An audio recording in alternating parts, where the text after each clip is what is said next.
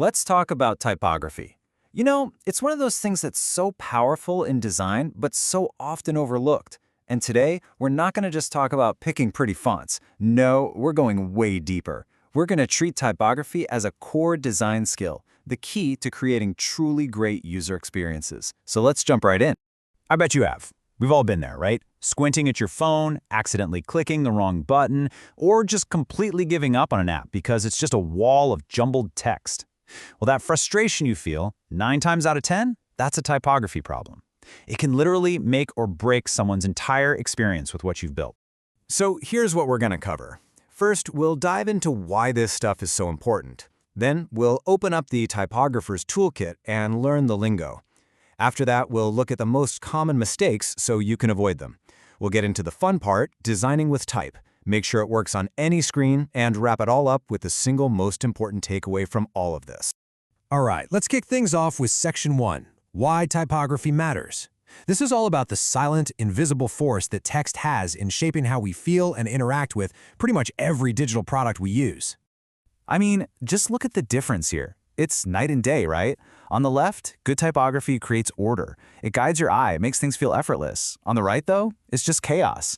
That's what causes eye strain, confusion, and makes people just want to close the app.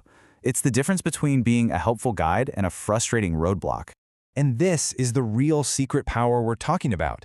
See, typography isn't just decoration. It's an active guide.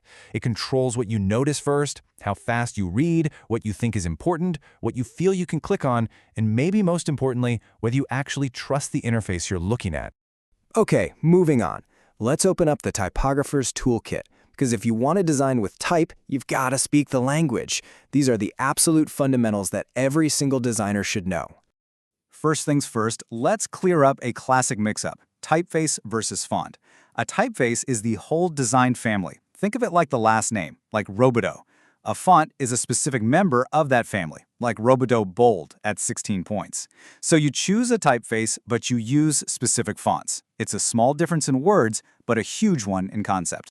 Now, these typefaces hang out in families, and each one has a totally different personality. You've got your serifs with those little feet on the letters. They feel classic, trustworthy, perfect for long-form reading. Then you've got sans serifs, which are clean, modern, and friendly. They pretty much run the show in modern UI design. Display fonts are the wild ones, the showstoppers for logos and big titles. And finally, monospace. It's got that cool, technical vibe, perfect for code. All right, time for a really important section, common typography mistakes. Seriously, knowing what not to do is half the battle. Let's look at the things that can just instantly sink an otherwise awesome design. Mistake number 1, and it's a big one, using way too many fonts. It just looks like a mess, right? It feels unprofessional, and it's super confusing for the user. A good rule of thumb? Just stick to 2 typefaces, max. One for your main text, one for your headlines. That's really all you need. And here we have mistake number 2, weak or no hierarchy. When every piece of text looks just as important as every other piece, the user is completely lost. They have no idea what to read first or what matters most. Good hierarchy is like giving your user a map, telling them, hey, start here. This one is a huge deal, especially for accessibility.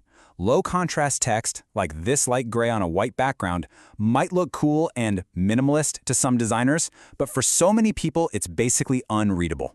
Just remember this, if your users have to squint to read your text, your design has failed, period. Have you ever tried to read a paragraph like this? It's exhausting.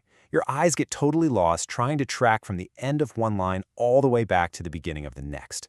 Super long lines of text just kill readability and cause eye fatigue, which means people will just stop reading. And our last big mistake, using all caps for anything longer than a short button label.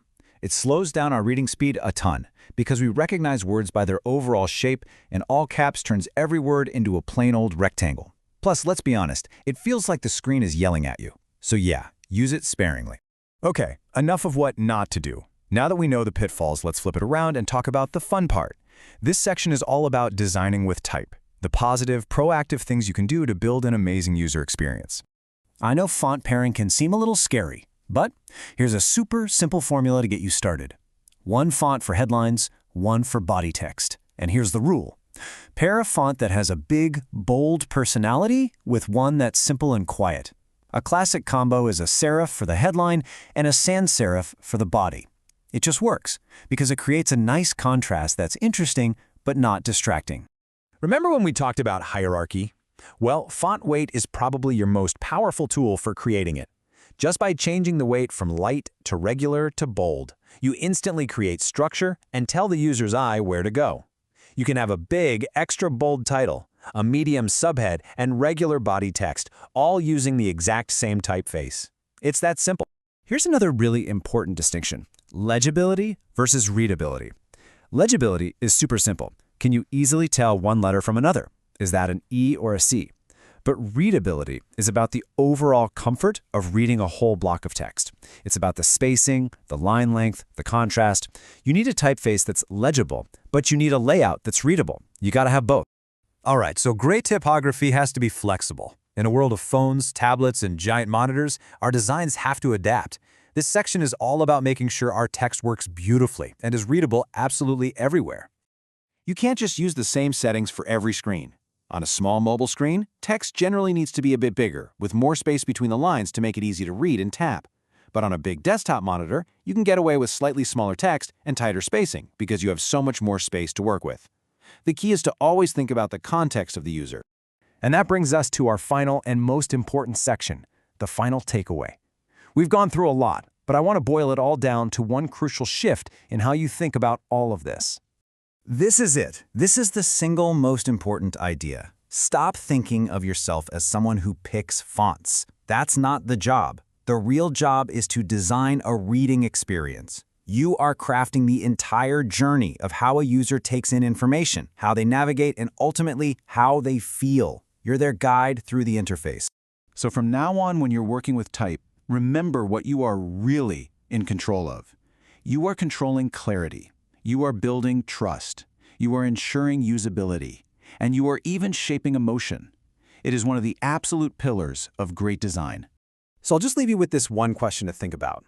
Now that you have these tools and this mindset, what kind of reading experience will you go out and design next? Thanks so much for watching. Like, share, and subscribe.